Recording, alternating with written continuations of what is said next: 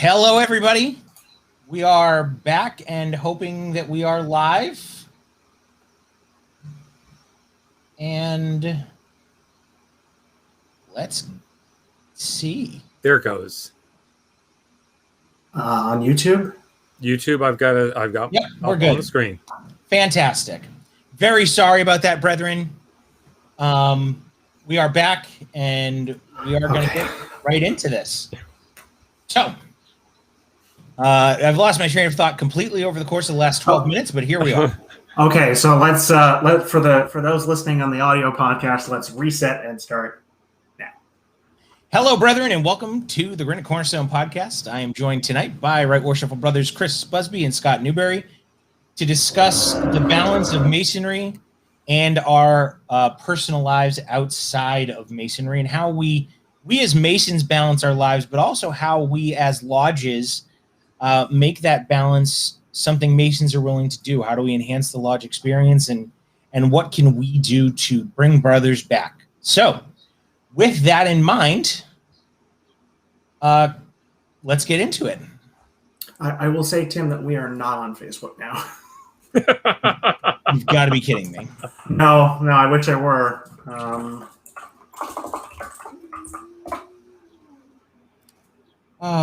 To our YouTube brethren, welcome. We're just swapping back and forth between YouTube and Facebook right now. Oh, you've got to be kidding me. Yeah, I don't know what's going with this. So what I'm going to do here, brethren, is I'm just going to go ahead and post the link to the various other Facebook channels, and I think we're just going to press forward. Okay. We overcome, we adapt. Fine.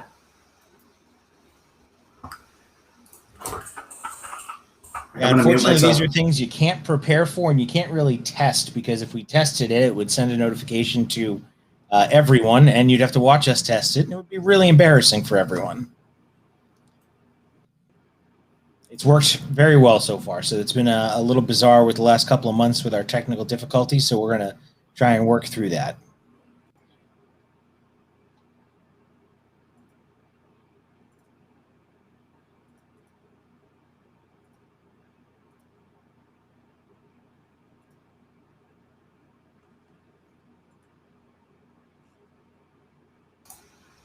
Yeah, go ahead and get started, Tim. I'm Okay. just about to post. So, I guess with the theme of a lot of the things we've talked about as a group of three here, one of the biggest things that we deal with is expectation setting within the lodge. And I think I want to start with that topic. So, as we're coming out of this pandemic, as we're coming out of these restrictions and things are opening back up, and people who we haven't seen in a very long time are now coming back to join us in lodge, what are the expectations that we should be setting as a lodge to get people interested and to get them back into the seats and engaged? It's the concern I have actually is on the other side of that coin, because you've got lodges that are wanting to see everybody show up. And we're all so used to the fact that, I could just flip a switch and I'm on a call when it works, and now we don't have that ability. Now you've actually got to, put the coat and tie on and get in the car and head over to the temple. And it's not the instantaneous piece we used to have that or what we've been dealing with for the last year and a half, which also then challenges the lodges to understand that they need to be cognizant of the calendars that everybody has. We were just joking about it earlier. Chris and I were trying to schedule a meeting, and the moment we moved our meeting, I got a notification from me that was going to go right into that same time slot. So it's amazing how much we've come to rely on the ability to just jump from one item to the next, sitting at home on our computers. Yeah, I think that's a big part of it. I remember, during the pandemic, I was sitting master at the time, and for me, I was doing business casual because it was something that we could just, if we needed to go into the lodge, put on slacks and a button up and we'd be okay. But now that we're getting back into, full-blown lodge meetings, getting ready for lodge is a process that many of us haven't done in 15 months. And you're right, Scott. It used to be I could just hit the login button and get into a meeting. So, Chris, what are your thoughts? I think that, think about what so we're talking about, sort of, the effort, right, that we're expending now to, get back into lodge. And thinking about that effort, leaving home to travel, getting into a suit or a tux, things like that. If we're going back, it can't really be quite the same experience as it was before, can it? From the perspective of, if it's the same, right, after having that experience of being on Zoom, is it still, is that going to draw brothers to want to be able to participate? I think one of the things that we've seen a lot is, in the Zoom meetings is,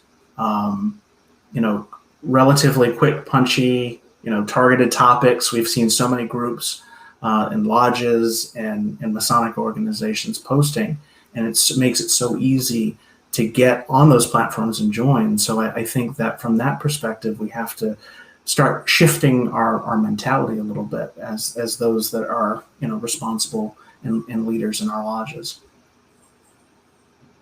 Yeah, I think that's a good point. I think that the content of a lodge meeting has to be balanced against the demands on people now in a big way, because you're right. You could do those quick hits, you could get those really good successes in a half hour, 45-minute Zoom meeting. But now that you go back to lodge and you're adding lodge business on top of it, you're adding ritual on top of it, you've got to add content that makes it worthwhile for a member to get out of the house, put on a tuxedo, find a tux that fits, in Bobby's case down there in the YouTube comments, which is absolutely something I understand. It's the COVID-15, yeah. I gotta go back to the dry cleaners again, and now, why am I going to lodge? And obviously, for a lot of us, especially the people who are more likely to be here watching this live, it's because the lodge experience in Freemasonry is such a huge part of our lives. Yeah. But there are definitely brothers who have been regular attendees at lodge, but you may not see them outside of the lodge meetings. And now they've had 15 months where their Wednesdays or Tuesdays were free. What do we do to bring them back in? And I think that's a really important conversation. So what is, Chris, in your opinion, I think that, obviously as Grand Lecturer, I think we know some of what your opinions are on ways to get people back into lodge. But let's hear from you. What do you think is a really good way to re-engage an absent brother who's been gone for so long? Well, I think, you might actually be surprised in what I say, because I'm going to put my secretary's hat on instead. Okay. I think that one of the things that we've seen, right, in our jurisdiction in New Hampshire, Most Worshipful Clay was able to allow lodges to suspend operations to a degree during COVID. And what did we find during that time? Well, lodge business wasn't lodge business, and I'm going to use air quotes when I say this. The meetings and the business that was contained within the meetings was not happening. So the question I think that we ask first is that do or die? What can we live with and what can we live without? Obviously, we have the Constitution, we have our bylaws, we need to adhere to these things and respond accordingly. And there is important business that each of our lodges is doing. However, is that the focus, right? Is that where we need to spend our time, because we weren't doing business on these calls and we seem to be getting the brethren in and attending. So I think the first thing we look at is how much of what we're doing is necessary for our lodges, necessary for Freemasonry, and enriching for our brothers. The Grand Lodge piece, we have to communicate the things that come down from the Grand Master that are important for the operation of the fraternity. We need to pay bills. We need to do the things we need to do to keep our organization running. But where can we trim back to make those pieces more streamlined so that we can turn our focus to some of the other more enriching content that we've seen during that time. Scott? Well, I think the biggest challenge we're going to have getting brothers to come back to the lodge, it's not just the content, it's just the willingness of the inertia to get over of people staying at home.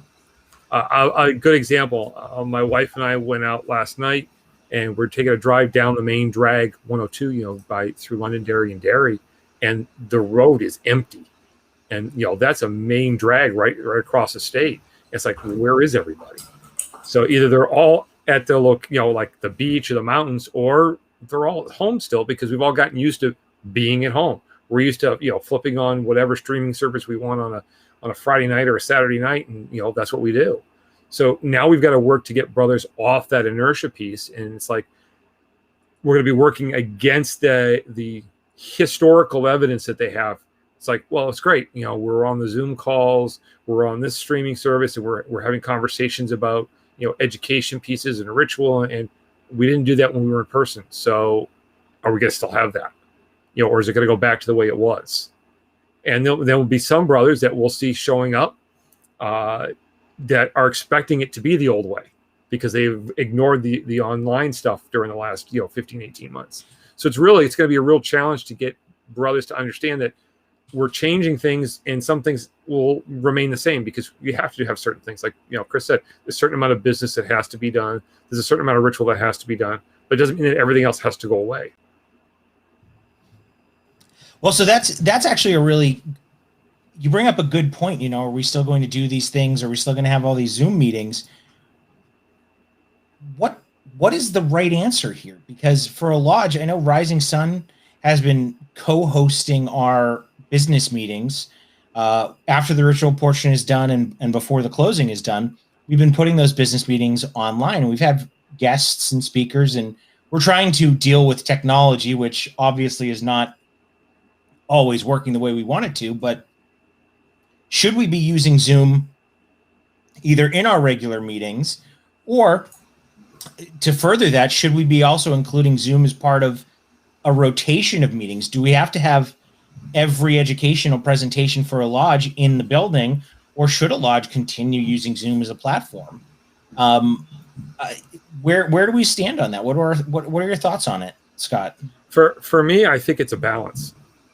There's definitely a call for using Zoom, as you mentioned, kind of as a hybrid setup, where you've got the business meeting and what's going on in the middle, and you keep the ritual portions offline. There's some lodges will be able to do that. Not all lodges, because not all lodges have the capability in their buildings to actually handle that kind of stuff. But I do think that using it as a supplement to those meetings, I think would help. One of the big challenges that a lot of lodges, I think, run into is that they can't get brothers together to do the committee work. Hey, we want to do, set up some event or whatever, and the committee has difficulty getting together. Use Zoom. I mean, we've already proven the fact that we can utilize the tool, so that's a good place for it to be utilized if you don't want to hold your business meeting there. Officer meetings, that's another great opportunity to actually hold that there, hold it online. Makes it a lot easier. I know that, some of the different segments of Grand Lodge are looking at the, what can we do on Zoom versus what do we need to do in person, or doing a split where, during the good weather, we're going to meet in person, and in the poor weather, we're going to, meet on Zoom. So there's a lot of different ways to utilize the tool. And I think each lodge in each district and as a jurisdiction, we need to look at that and see what works best for each individual segment. It's going to be one of those, there will be no one size fits all in this case. No, and Zoom doesn't replace Masonry, and Brother Gray mentioned this in his comment. The camaraderie. I mean, Freemasonry is a doing thing. It's an act that you need to actively participate in, and the energy and the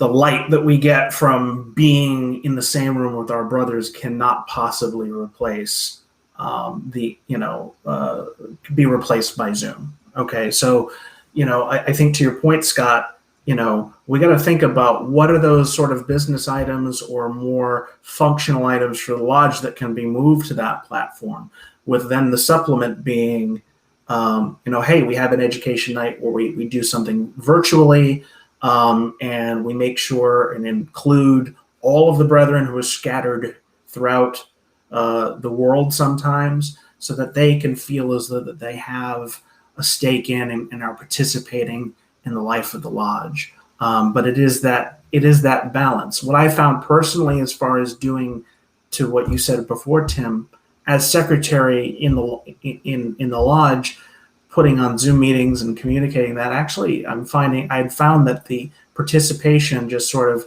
was at a plateau and then sort of dropped in recent months. And I think that part of the backlash there is that there is a backlash in reference to Zoom, like sitting in front of your desk or with your device in a room and not being connected to people. I think to some degree there's going to be a okay, stop. We want to have a real experience here. Right, but I think some of that backlash isn't necessarily just because we're not meeting in person. I think a lot of it's because there was just so much. Now everybody was, every single body that we have met on Zoom. Education meetings were being done on Zoom. You had, all kinds of different things going on, and everybody was vying for your attention. And then that's not just one jurisdiction; that's all kinds of jurisdictions, all kinds of groups. So now all of a sudden you're looking for what can I do tonight? And now you're jumping on a Zoom call or a Facebook Live session or whatever it is, and now all of a sudden you're doing 2, 3, 4 meetings a night. So it gets to be a real challenge. But I also want to mention that it's the piece that we don't want to miss out on is the fact that some of the brothers that took part in the online stuff that we were doing during this time period, we never see in the lodge room because of distance, because of age. Some of these guys can't drive at night, so they can't come to a meeting. And the last thing you want to do is go completely the other direction and not utilize the tool, because then you've lost those brothers. They're missing out because they don't feel they're a part of the fraternity anymore. I agree with the premise of that. I think that ultimately, you like I said, you've got to even it out. In our case, with my particular lodge, the brethren that were participating are brethren that, for the most part, will participate again physically. We weren't getting a whole lot of long distance, and that's not to say that it isn't an effective tool. This is just my personal experience with it.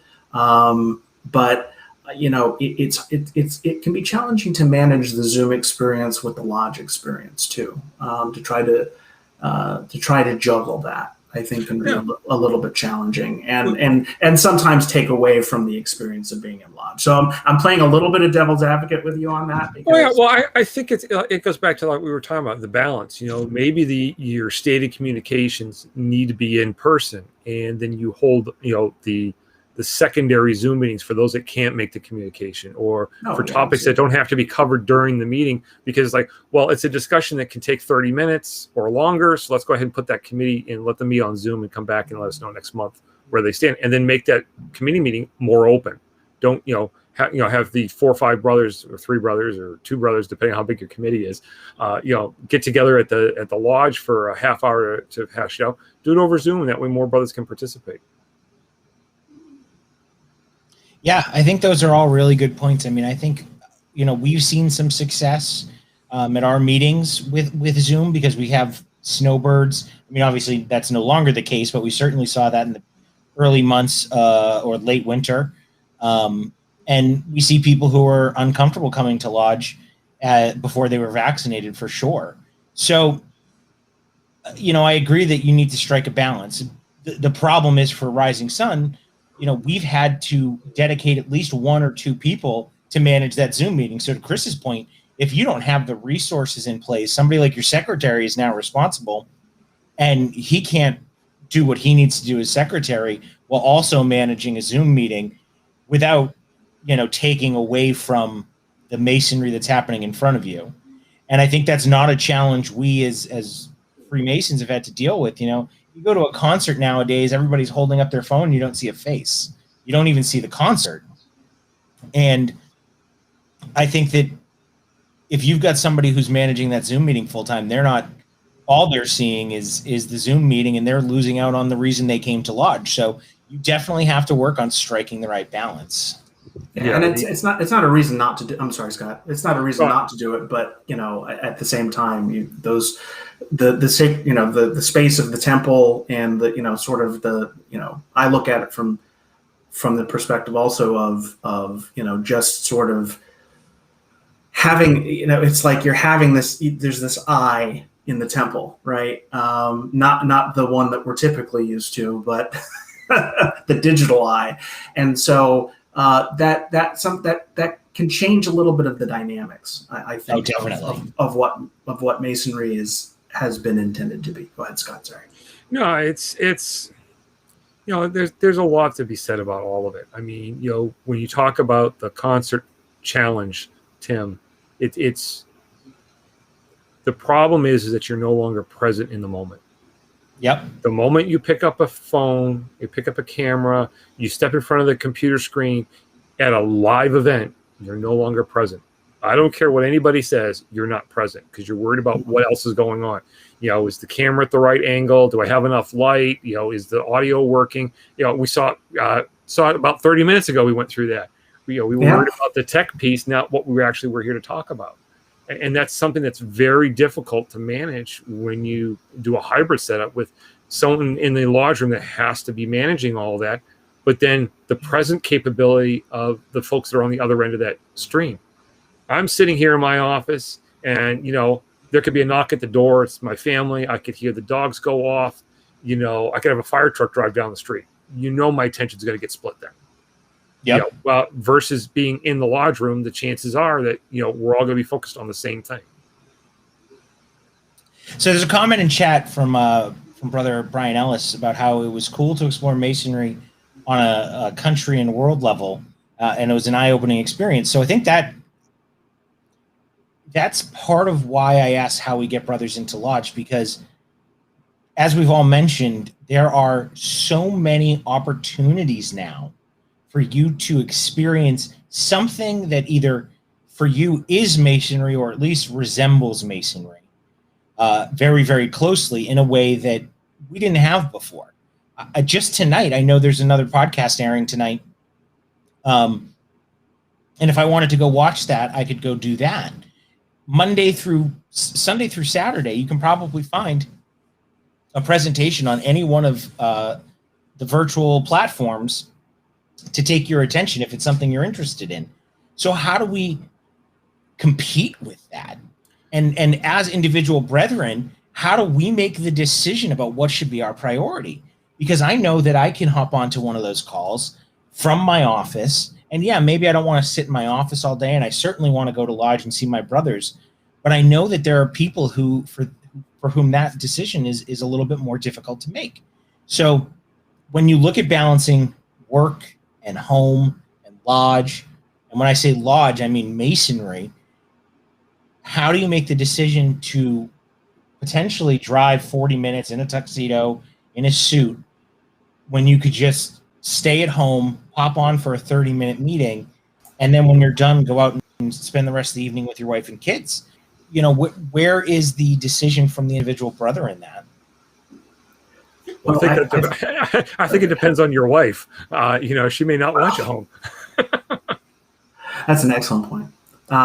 But no, I think from the perspective, this goes back to what I was saying before, right? So if it's I think what's happening now, I want to take this a step back. I think what's happening, or what has happened over the course of the last 18 months, and I can say from my own perspective that I've absolutely done this, is that I think this period has given us a time to reflect on what's important to us.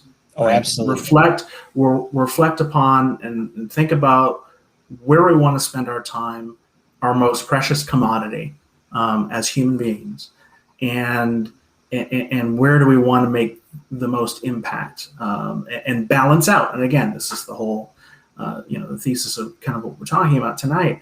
And it goes back to what I was saying. What I think some brothers will do and probably have done, and I'm speculating, but is stop and say, do I want to participate in a lodge meeting that contains this, and this, whatever that is, or do I want to stay home and watch, live streams on all of these types of topics? So it's going to have to be that you ask the brethren what, and I think this is the time, right, for lodges to go out and ask their brethren, what is it, considering all that we've gone through as a society, all we've gone through as a fraternity and a lodge, what is it that's important to you comparatively to, the way life was 18 months ago? And actually, that's a great open lodge discussion. Yeah. I think is just to kind of look at it from the perspective of, okay, how have our priorities shifted, and what do we do now in lodge to make sure that the time spent there is the most enriching, the most satisfying, the most edifying experience for being a Mason and going, participating in your lodge's meetings. Well, I think that we also have to take a look at the other side of that conversation. The lodge has to be willing to accept that there could very well be a lot of brothers who say it's not worth it for me to come. Right. And right. It's going to impact you. The other thing you have to look at too is that, the world's changed. How many people now work out of their homes instead of going to an office? And the office was actually closer to the lodge. So, instead of going home after work, they go down to they change into their suit and they go over to the temple for the meeting. Now it's a 40-minute drive at the end of their workday, which is something you have to do. And the other side of that, though, on the virtual side is, if I'm now working from home all day, why in the world do I want to spend another 2.5 hours in this chair in front of this computer screen, which I've been doing all day, to watch, a live stream? And so you've got to, again, it's all about finding the priorities for different individuals. Scott, you're right about the commuting thing. That's something that we talked about earlier. And how many brothers in your lodges can you think of that live potentially further away from lodge than they worked? I know that there are brothers who joined my lodge rather than other lodges because they worked in the greater Nashua area, or they worked in Massachusetts, and Nashua was an easy swing off at just the right time, and that's how they got involved into our community. And I think that's a really interesting. The depth of commuting is really something. It's actually, like you said, it was something that was there before. I know that we had brothers at St. Mark's leave St. Mark's and choose other lodges because it was just more convenient based on where they were working or where they ended up living. Yep. So now all of a sudden that whole shift is going to happen again. And I think brothers need to understand the fact that, we want to keep you as a brother, not necessarily as a lodge member. And I'm saying that, from the perspective of, if there's something that's more convenient for you, if there's a lodge that you think better fits your lifestyle now, you should take advantage of it. Don't think that it's, because I joined this particular lodge, I have to stay with that particular lodge. No, I changed lodges because of where I moved to. I grew up on the seacoast and I joined a lodge on the seacoast. So I don't, when I was driving 200 miles a day to go to a lodge meeting, it got a little tedious. So it's like, I got to pick a lodge closer to home. But I think that's one of the areas too that, Brian Ellis brought up the fact about the whole being able to see Masonry across the country and across the world. And I think that's one of the areas, and I'm going to make a little plug here because I know so many people love to hear it. It's what you need to think about is getting the brothers to travel. Just because, you haven't seen a brother forever doesn't mean you have to meet him in your own lodge room. Hey, I'll meet you at, in Concord for their meeting. It's going to be Thursday night. Let's go. And take advantage of that, because now they get an opportunity to see another lodge room, see another lodge do things. And that can actually help your own home lodge in the long term, because now you get an opportunity to see stuff that's going on in our own jurisdiction, versus what's going on halfway around the world. It's a little bit easier to implement something. You could pick up the phone and say, hey, can you swing by at our next meeting? Because we really like something that you did. We'd like you to try and explain it to the brothers why you do it. Yeah, I agree with that. I think that I will always say that travel is an important part of Masonry. And, we're just reading the comments here. We have, our junior past Grand Master and our current Grand Master. both echoing the sentiment that face-to-face is what this fraternity is about. And I think, again, when we have this conversation and we're talking to the brethren in the chat, we really are preaching to the choir, because the people who are here watching this are the people who will be in lodge, and like Dave Ackridge, in 4 meetings this week, and 4 in-person meetings with 1 virtual. But how do we echo that same sentiment to, maybe a lapsed brother or a brother who just has gotten out of the habit? How do we rebuild those habits? That's what I'm wondering. Well, for starters, I think it goes back to one of the other things we've talked about repetitively, and that's the communication piece. Let the brethren know that, hey, we're coming back to lodge. Here's the guidelines that we have for our own lodge. Here's what we're doing to make it an enjoyable experience for when you get here as best we can. They need to know those things. Maybe you need to pull something that, it's something that's been talked about. I know it's been kicked around at a lot of lodges, and it's something that goes back to several years ago. Pull out the rusty nail degree. Offer brothers an opportunity to come and relearn a lot of the basics in that comfortable environment where they don't have to worry about making a mistake. It's let's face it. I mean, I took a break from the fraternity, and I never forget my ride over to the temple with my father for that first meeting after taking my break. He started asking me questions about, do you remember this? Do you remember that? Do we need to go over this? Because he didn't want me to embarrass myself when I sat in the lodge room. And let's face it, that's a very real thing that some of these brothers are going to be looking at. Oh, I've absolutely heard it from people before that they didn't come to lodge for so long because they were afraid of, putting a foot out of line and making, a fool of themselves. And obviously that's not something anyone is going to chastise or shame them for, but it's absolutely something. I understand that fear. You said communication. And so we're going to go back to Chris with his secretary's hat on. Trestle boards. Trestle boards are not just to list dates. They're not just to list the names of your presiding officers. They are the most widely distributed communication tool for your lodge. And how do we make those documents reflective of a prime Masonic experience? I mean, I know that over the course of the last 18 months, and this year in particular, the Master of My Lodge has really started including speakers. And we have if we're having a dinner, I know Brother Tom Ladd mentioned this in the chat, the food was certainly lacking on virtual meetings. So stepping up your food game, if nothing else, will get brothers into lodge. A little lobster thermidor and some ice cream after your meeting, you'll certainly get yourself at least one past Grand Master in the room. Brother Troy Patoine, by the way. Don't forget him. But the trestle board needs to be used correctly. And Chris is I think you're the only sitting secretary. We've got one past secretary and one never going to be secretary. He says that now. We've all said that at one point or another. I'm never going to do that. What are your thoughts on the trestle board? Twice. That was enough. Well, I think novelty.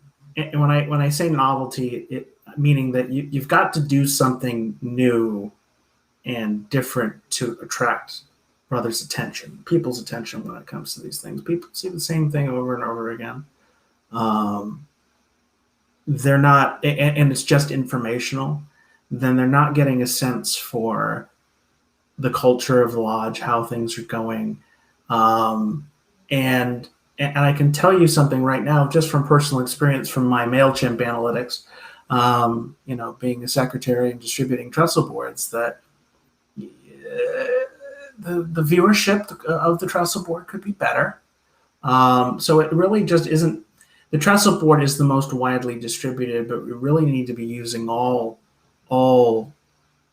potential communication avenues to be able to reach guys, including calling them. Especially with guys that just aren't engaged with the social media pieces. I mean, we're all very comfortable with, most of us are very comfortable with it and participate. But I think that having that diversity of communication and the persistence of communication, not just saying this is the next date coming up, but here's what we're doing, and sharing, having brothers participate and sharing some of their own sort of testimonials and feedback about what's happening. And I think that you get a better feeling for what's happening in the lodge and the feeling of what's going on in the lodge currently. Because I think, as all of us know, lodge cultures can change pretty quickly, actually, in Masonry. And with the addition of COVID and sort of how things have gone, I think that you've got to mix it up and mix up what you say in your communication, and to really give brothers a feel as to what things are all about right now, and why they want to come out. I'll give you one word that'll make your trestle boards more interesting: photos. Well, so that's what I was just about to say. Most Worshipful Brother Clay just put that in the chat. Yeah, I have seen so many trestle boards that are just a wall of text, and that's why people don't stop reading them. You also have to listen to the brother in your lodge. What do they want in their trestle boards? When I was secretary, one of the things that I did is I made sure that when I laid out the trestle board, all of the dates, all of the meeting information for for things that were coming up were on one page. Because a lot of the brothers we mailed it to at the time. Now we email a lot of them out. But what they were doing is they were printing out or taking that one page and sticking it on the refrigerator.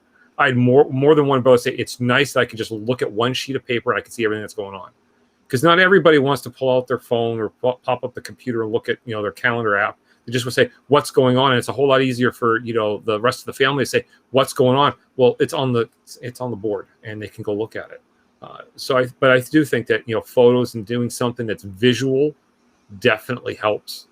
It was one of the things that I had noted to me, when we were doing this, a lot of photos in the trestle board. It's nice to see photos. Nice to see photos of people doing stuff.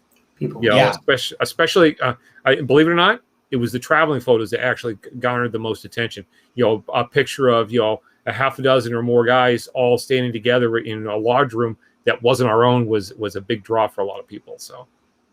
Yeah, if you see a brother, just let's use Facebook for an example.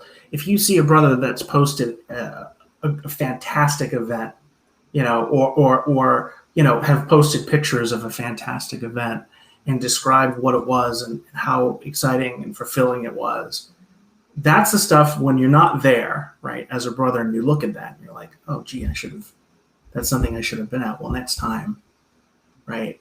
It's the FOMO. It's FOMO. You're creating a fear of missing out on those events. Right. And so that's it, right? Is that it has to be compelling and engaging and novel enough within the auspices of what we're here to do in Freemasonry to keep brothers engaged. Also, another part of this is discussion, and this just came up here in the chat. Brother Adam Sankowitz, engaging all of the brothers, because I think that sometimes lodge meetings can become for the officers, or the communications can seem like they're for those that are leading the lodge rather than for the brethren.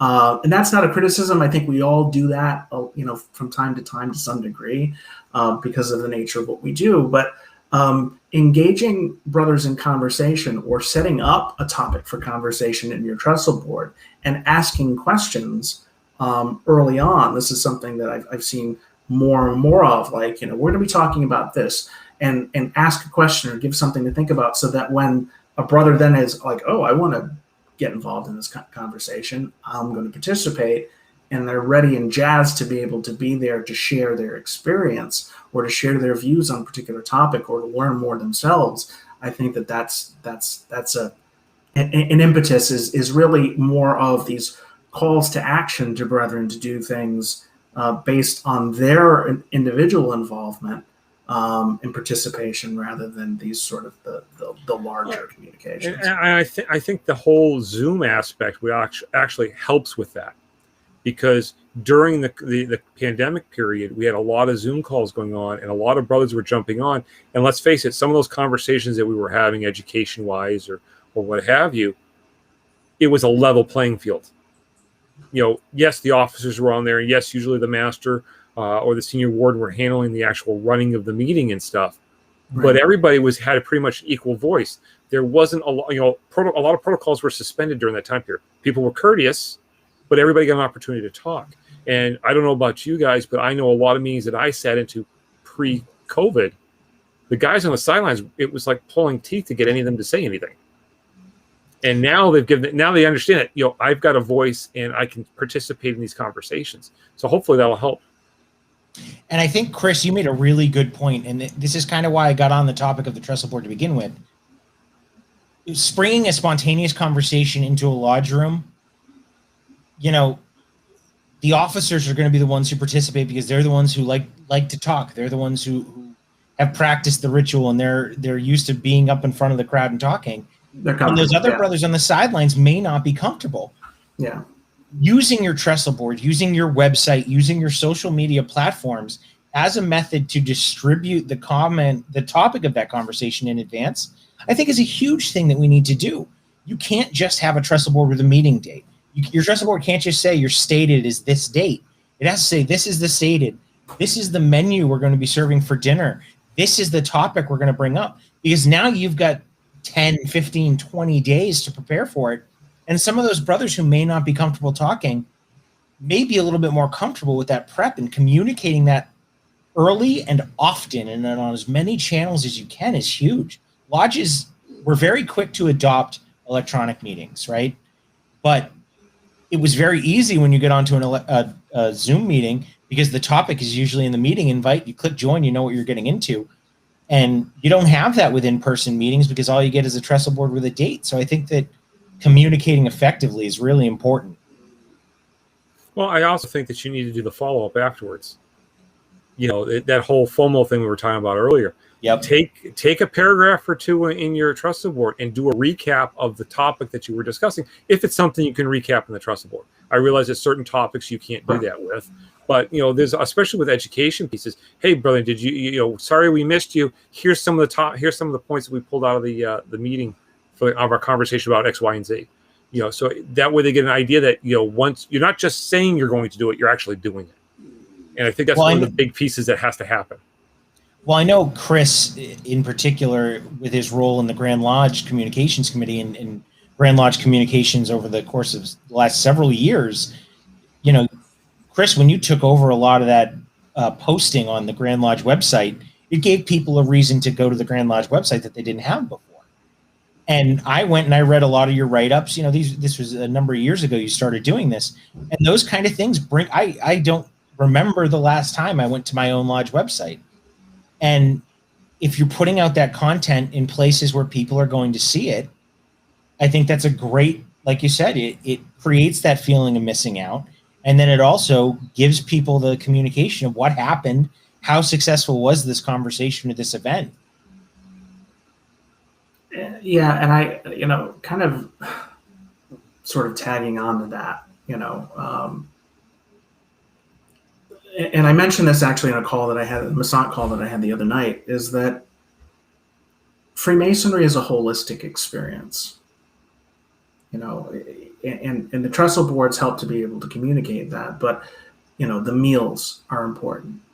The brotherhood and the fellowship is important. The ritual is important. The content of the meeting and us learning how to, improve ourselves in Masonry as a part of our meetings is important. So I think that, thinking about how, not only how we communicate that, right, and display that to our brethren and to the world, that you continue to really just foment that sense of this, everything about what we're doing is something that I want to be a part of, and showing that care in Freemasonry. So it's about displaying that, but also not squandering the experiences that we have when a brother does come to lodge. And I think, Tim, like you said, we're all we're the choir, right? Everyone that's on right now is essentially the choir. But I think sometimes it's easy for us to forget that there are a lot of folks that, haven't seen any of this, that don't understand that or haven't experienced anything along those lines. And so we're really trying to reach out to those brethren just as much as we are to. Well, that's a good example of something to throw on the trestle board. Hey, did you see the podcast this month? They talked about whatever it is that we talked about, and give the opportunity for the brethren to see these types of things and know these are the conversations that are going on at this level, and then offer it up as a if there's something that sparked your interest based on the podcast or something else you've seen online, let us know and we'll add it to the agenda, or we'll take a look at adding it to a future meeting as a topic of discussion. Get your brothers involved with the actual picking of some of these topics, and you'll find that a lot more of them will probably be interested in showing up. And I'd like to thank Tim for putting the email address up. Yeah, like Scott said, get in touch and have those conversations with us or with your lodges. And I think that's a really important part of it. You've got to communicate. You've got to be open and having conversations with everybody. And that's something that, I think a lot of people are afraid to do sometimes, is open the conversation and say, what is it that you want?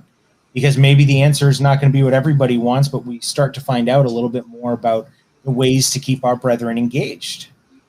So we talked about balance and lodge experience. We've got a lot going on in our lives, and I know that I have not had a free weekend for months now that everyone I know is feeling more comfortable. They're vaccinated. They're going out in the world again. And my schedule is filling up. I know, Scott, you said your schedule is looking more and more like a disaster. And how do we as individuals manage that? How do we attend lodge meetings? How do we say yes to some things and no to others? Should we be saying no? Or are we going to burn ourselves out if we just keep saying yes? No is a very important word, and as the father of 3 children, it's my default answer for a lot of things. But I've always taken the approach that there are 4 priorities in your life. Your religion, whatever it be, your work, your home life, and masonry. Now, any given day of the week, you get to choose how those priorities line up. But if the first 3 I mentioned aren't working well, the last one's going to be a disaster because you won't be able to be present at a Masonic meeting. So that's why I kind of take a look at, is there something that I need to be dealing with on the home front, the work front, with my own spiritual progress? If there's something there that needs my attention, I have to give it, because I won't be able to enjoy the Masonic experience regardless of where I go. Now, unfortunately, I'm in one of those positions where there are just sometimes I have no choice. I have to attend something. As a district officer, I set the schedule for visitations. Those are, I can't call a lodge at 6:00 at night and say, sorry guys, I'm not coming. It's just not going to happen. Right.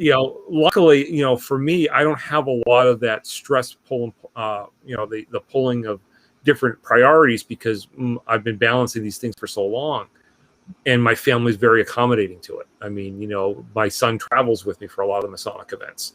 My kids, from as long as I can remember, when I went through the line, especially when I said as master, they'd see the briefcase come out. They go, oh, it must be Mason night. So everybody's kind of used to that kind of balance. But there have been times where I've had to call up events and say, look, I can't make it. I'm stuck with work because of something going on that has to be done. There's a deadline involved and I have no choice. So it's a tough call, but that's kind of the way I've always looked at it. There's basically those 4 priorities in life. And you just got to figure out the best way to adjust them. And I know that there are some brothers out there that would argue the point that masonry needs to be number 1. It needs to be at the top of the list, and that's what you should be focusing on. But in my case, in the way I look at the world, masonry is an important part. It's kind of like the glue that helps stick it all together. So while it's important, it can't be number 1 all the time.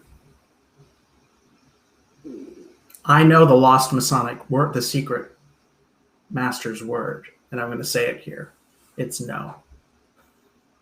I thought it was have the secretary do it. I'm going to be very honest. I'm a terrible example of balancing the 24-inch gauge. I wasn't going to say it, but that tool. No, but see that's something that working tool, that symbol is very important. It's something I've personally been spending a lot of time thinking about. And I think that, depending on what you're doing in Masonry, I think that, the guys that are here are very engaged in various levels. Three of us are involved in Grant Lodge in one way or another. And there can be, I think what can set in is a little bit of guilt sometimes when you're not, and it's because, again, we're the choir, we're the guys that are fully 100% engaged and invested in Freemasonry, then we want to do all of those things. But then the idea of taking time out for ourselves, and again, there are all of those priorities, but it doesn't have to be an emergency that compels you to say, no, I can't do it tonight. Sometimes it just has to be, you know what, tonight I'm gonna spend time with my kids. Now, again, with some of us, masters of lodges or secretaries or us in our position, Scott, there's certain things that we need to be at as a part of fulfilling the duties of our responsibilities. But, a lot of the things that we go to or that we want to attend or that are available for us to attend aren't mandatory, aren't required. It's something that we want to be there, right? Most worshipful Clay. We want to be there, right? But we also have to think about our own health and well-being, our family's health and well-being. And sometimes, you have to say that. And I think if we're going to be good brothers for each other, and again, this is my view, I think we need to let them know that it's okay, that if sometimes they need a break or they want to do something else or they have a different priority that is important to them, like family, like I'm going to go out to dinner with my wife. To me, that's a valid, valid reason. To your point though, Chris, I mean, I've had conversations with many brothers who are apologizing to me. Well, I wanted to really be there, but this came up or that came up. So no, wait a minute. That's me. If your family, I do that a lot. But if something has come up with your family and you need to address it, then address it. You should be apologizing to me for it. Right. If I can't accept the fact that you've got something you need to deal with your family or with your work life, then am I really being a truly good brother to you? If I'm saying, well, I'm sorry, I was the most important thing. I just can't do it. And I expect everybody to follow suit. If something comes up and it's especially family related, you've got to deal with it. Of course. Especially that way. Yeah, it's unfortunate that we have so many brothers that feel that they can't miss something. What I have a tendency to do is I try to block time on my calendar. So like I have some stuff that I try to do all the time with the family or with friends. There are certain nights that I block off my calendar. I'm not available that evening. I'm not available that afternoon. And once I put it on the calendar, if it's for friends or for family, I've got to have a pretty compelling reason to move it. It's because, I understand that I can't, Masonry will always be here for me. Some of those friends and family may not be, it's something that we all have to come to grips with, I've got folks and especially some family I'd really like to see, but COVID's prevented it. So the first opportunity we have something to put on the calendar, that's going to be sacrosanct. You're not going to be able to schedule anything else on top of it. It's just because that's, I haven't seen them in, a year. It's important that those things happen. And I think every brother needs to think about that. What days or nights, that you want to be present with your family and just put them on your calendar. And so that way it's already scheduled. I have a lot of and that's what I do. I mean, I try to keep Saturday night open for the family because Sunday night's already booked with lodge stuff. And it's been that way for, 10 years.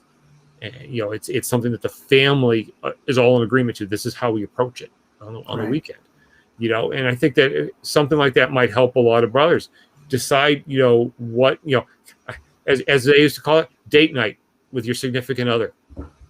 Yeah. Put it on your calendar.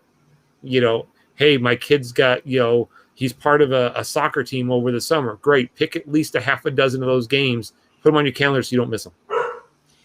Yeah. And I think that is really important to understand because I know that my first instinct, right, is to say yes. I am excited to go to a meeting. I'm excited to help out with things. And I don't think long term, I barely think short term because I want to go do these things. And I say yes without really thinking about it. And I think now, especially for the people here, when we're talking about preaching to the choir, these people want to be at meetings. They want to be involved. Yeah. And it's important for you as an individual brother to understand that A, you don't have to say yes to everything, but B, before you say yes, you should really make sure that you're thinking about that, because there's so much else going on, and that excitement can't get in front of the logic, right? Because I know that I have double booked things. We had a prep meeting for this podcast, and Scott wanted to make sure I brought this up. Chris was double booked for that prep meeting. And It was, yeah. But it's because you send out an email, you say yes, and then somebody else sends out an email, you don't even think about it, you say yes. Tonight's episode is on this topic. We were originally intending to have the youth groups, and we're going to have them here with us next month. But the state master counselor for DeMolay and his father both said, yes, we'll be there on July 11th. And then half an hour later, I see them in person, and I'm told that that's not going to happen because they'd already booked something. But, so Scott, it's Alex Newbury, Scott's son. And I talked to Scott in the middle of the day by email, and he said, yep, we're good to go for the 11th. We'll be there. And then we get to an event in Salem, and I talked to Scott and Alex is like, I was really excited about this podcast, but I forgot that I had something else planned. Yeah, he remembered it about halfway to Salem. He goes, wait a minute, what was that date again? Yeah. So, I mean, yeah, it's really easy. I mean, I'll be honest with you. I think it was last month, I had an evening, I was triple booked. And it's not because I said yes to all of it. It's because everybody just scheduled everything on that night. It's like, all right, I have to pick one. And that's an important thing, though. We need to make sure that if we're scheduling things, we're aware of what's going on in the lives or the workloads of the people that we're talking to, because it's so easy to set something based on your own, especially if you're master of the lodge and you've got a lot going on. You set a meeting and you expect everyone to be there, and that's not always possible. So we really do need to be a little bit more compassionate about the questions we're asking and the expectations that we've set, because sometimes people can't make this a priority every single time. And go ahead. No, what I was going to say is I think that some of this is sort of, and I don't mean this, please understand what I'm saying when I say this, I mean this in a positive way, is that Freemasonry attracts a certain brother that is seeking something to really connect with. And I think the nature of our fraternity is one that asks for that participation and in a strong level of commitment, both in time and in our hearts. But I think that sometimes that commitment, and again, it's not that Masonry is making you do these things, it's not the case, but that passion that we attract passionate brothers and men that want to engage Freemasonry and put their all into it. And I think that is the problem, if you want to call it that, is that sometimes because of that enthusiasm and because of our commitment, because we're upholding our obligations, that we take it very seriously. But also a part of our obligation, even though it's not necessarily in the ritual, besides the 24-inch gauge, you need to listen to that closely, is that we have those other things that we need to attend to, that we need to be present for. And I think that it just drives us to want to do more and more and more and more. And you see it constantly in Freemasonry. It's a beautiful thing, but there is that sort of that step back period where you have to say, okay, I'm doing all of these things now. Where am I making the most impact? How can I help my brothers the most? And at the same time, care for myself, which is also a part of this, right?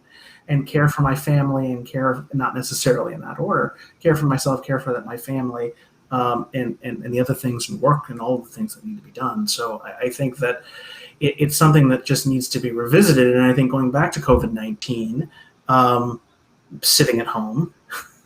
We've had a lot of time to be able to think about these things, and I'm hoping that that the engagement in Freemasonry and that connection to Freemasonry remains strong, but that brothers will think about that precious commodity of time to be able to balance out, myself included, to make sure that we're not stretching ourselves too thin.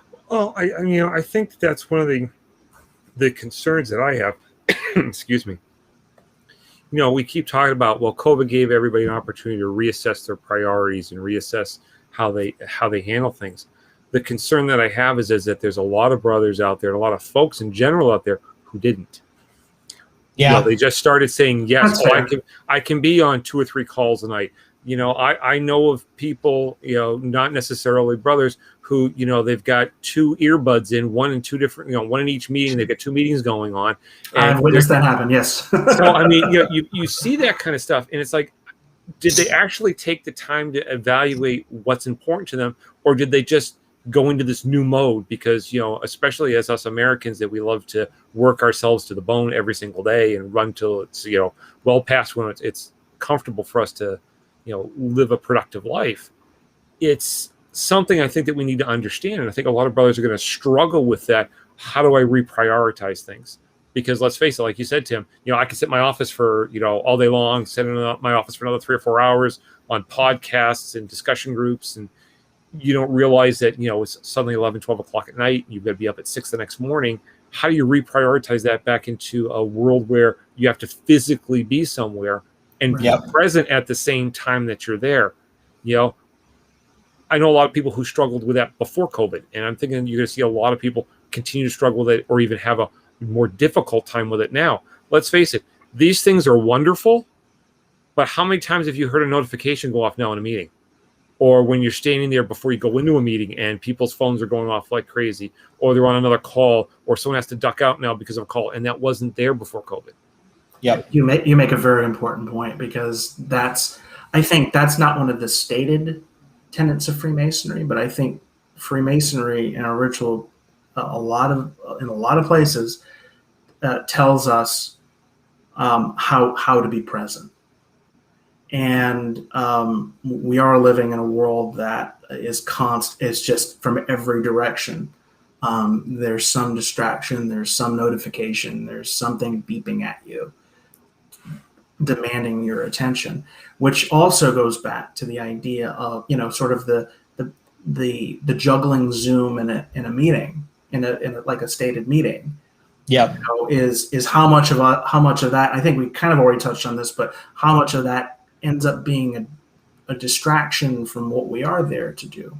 And I think that entering into a Masonic temple and being with your brothers and having all of that go away, the noise, is so incredibly important to, and I'm getting a little bit philosophical here when I say this, but just to really, for us to be present, to be with each other, and to grow as men and as members of our fraternity with each other. Well, Chris, you mentioned that the 24-inch gauge, and that's kind of what the focus is, obviously, with our title this afternoon, right, this evening. But that's not the only piece of ritual that addresses our commitment and our time, right? Everybody's cable toe is a different length. That's true, yeah. And you've got this idea that we have to be within the length of our cable toe, but I don't think a lot of people think about what that means, because it's always changing, right? My cable toe is much longer on this day than it is this day, and the ability I have to commit to things is a little bit longer. So we need to be cognizant of that yes, we can do things, but is it in our best interest? Is it best for our health, for our family, to really make those decisions? And I think that that's a very important piece of ritual that, it's kind of buried. It really is in the ritual, burying the lead a little bit. But it's such an important piece of that consideration, is understanding what that means and where on any given day it ends. right? Yeah, and that's funny that you mentioned that, because that was the first thing that I thought of was the 24-inch gauge, right? Because it's a very sort of, okay, this is how you divide your time, Yeah. and it's very sort of implicit or explicit, I should say. It's finite. Right. It's like, okay, this is what you need to do. Whereas the cable tow tends to be a little bit more what's the word I'm looking for? Yeah, it's more fluid and more up to your own personal interpretation of what that means. So I think those both together, in considering those items is key. It's also important to understand that the length of my cable tow today is not the same as yours or Tim's. Or yours tomorrow. Right. But I mean, I think sometimes we forget the fact that when we commit to something, we're fine with it on how, as far as our cable tow length goes. I'm going to commit to something tomorrow night. I'm good for it. I can understand that. Chris, what do you mean you can't be there? Yep. I have to be but I have to be cognizant of the fact that your cable tow may not allow you to be there. And as leaders in the craft, right? When you're just as a brother. No, but but when you're a leader in the craft, you're sort of, when you're a master of a lodge, right? One of your big priorities as master that you hope for is that people will come to your meetings, right? So your perception when you're in those roles changes a little bit, because then you are sort of asking and trying to grab and pull in as many brothers as you can, and it's harder to hear the other side where it's like, well, no, I need to do this, or I need to take care of this, or I need a mental health day, or whatever it is. When we're wanting to, so we have a responsibility, all of us, when it comes to, whatever position of leadership that you might be in the fraternity, is not only watching out for yourself, but watching out for your brothers, to make sure that, and how you communicate, and what you expect of those brothers, that you're taking those things in consideration and forgiving of that, forgiving of those. Not forgiving is probably is not the right word, but it's okay, and showing brothers that it's okay. Be understanding, right? Well, and I think that goes back to, I'm going to circle it back to something we talked about way at the beginning, is that as in a leadership role, you're asking people to extend their cable tow that evening. So now you have to give them a reason to do that. Right. And deciding how many light bulbs you're going to buy in the next month to replace the lodge is not something that's going to draw an awful lot of people. So it's important to have, like, we were talking about earlier, the programs or the conversation pieces, and let the brothers know what's going on at those meetings so that they can make an informed decision. Is, can I stretch my cable tow that night? Yep. And I think, that's an excellent thought to kind of close on tonight, is circling back to the beginning. Make sure that your meetings are worth it. Make sure that you're cognizant of the other demands on your brother's time, and make sure that you're asking the right questions to make sure that people are having a good time when they're in lodge. So, moving to close this evening, any final thoughts to share? We'll start with Chris. It just kind of goes back to what I've just said, we're all human beings. Allow yourself to be a human being. Yep. Allow yourself the time. You are important too. Your family's important too. Your work's important too, and they take priority. But communicate. Communicate with your brothers. Make sure that you let them know what's going on in your life. Sometimes when we drop off the face of the planet, we've seen this, right? We lose brothers, they didn't share. And so having those discussions about what's important to those brothers, and giving them, giving our brothers support and wiggle room to do the things that are important, that need to be done, I think is super important. And again, to what Tim just said, I hope that we will all, think about what we can do to make our lodge experiences more enriching, based on, you can't make everyone happy all the time, but, ask your brethren, push the envelope a little bit, think of new and different things to be able to do to make the lodge experience, exciting, engaging, and fun. And I think with those pieces that you'll see some success. Scott? So I'm going to add 2 items here. One, I think Chris touched on a little bit, is the communication piece. Whether you're a brother on the sidelines, the master of a lodge, or in some other leadership role, set the title aside and just have the conversation. What's important to you? What can we do to make the lodge experience more enjoyable so that you'll be interested in coming?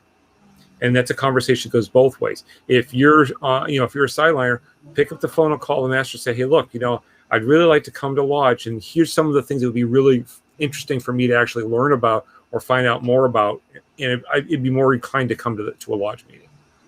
So that's one thing. The other thing I would recommend, and this is something for each individual brother, is at the end of the day, just take 10 minutes and think about what your priorities are for the next day. So many people talk about doing that. So, you write down your task list for the next day. I'm not talking about that. Think about the following day. What are your priorities going to be? Is it going to be, I need to be present in my work day, and then I'm going to spend the evening with my family? I'm going to shut the phone off. Or is it tomorrow's Saturday? There's a big Masonic event. I want to make sure that tomorrow evening when I get home, my family once again gets my full attention. Think about those things on a daily basis, and it makes it a lot easier to understand where your cable toe is over time. It takes time to learn what that judgment is. But if you take 10 minutes every day and think about the next day or the next couple of days, it helps. Take those 10 minutes. We always talk about, contemplating ourselves in life and where we are and things. 10 minutes at the end of the day helps out a huge amount when you start to think about, oh, I've got all this stuff coming up. I need to be present with those things. Where can I make the adjustment? And that's what it's all got to come down to. I think the only thing that I would add is to kind of add on to Scott's first item, take ownership of your Masonic experience. If you, as a sideline member, somebody who's not sitting in an officer's chair, if you feel you don't have a voice, then ask. Speak to your master, speak to your secretary, speak to your wardens. Take ownership of what's going on in your lodge. You may not always hear yes, as Chris just, let the secret out that people are allowed to say no. But if you want something out of your lodge experience and you think it's something that your lodge can deliver, talk to somebody about it. And maybe you get involved and you start leading an initiative to fix those things. But nobody should be a passive passenger on their own Masonic journey. You really have to conduct your own Masonic experience in the way you want. And to Scott's point, if that means picking up the phone and talking to the master of your lodge, do it. If it means standing up in lodge and starting a conversation, then do it at the appropriate time. Your Masonic experience is for you. And yes, your master, your officer should be thinking about that, but they may not be thinking about each individual. They're thinking about the best experience for the group. And it may not be out of line to have a 15-minute conversation to talk about the things that you want to get out of Masonry. So bring it up, take control of your Masonic experience and own it. Because if you don't, you may lose out on a lot of great opportunities. So I think that those are my closing thoughts. With that, brethren, we will be back on August 1st with the youth organizations. And if you have any, yes, fingers crossed. If you have any questions, comments, ideas for topics, or want to just speak to us, please email us at the email address on your screen now. We'll be happy to hear from you. And thank you so much for joining us this evening. And we look forward to seeing you again on August 1st at 7:30 p.m. Have a good night, brethren. Thank you, brethren. Good night.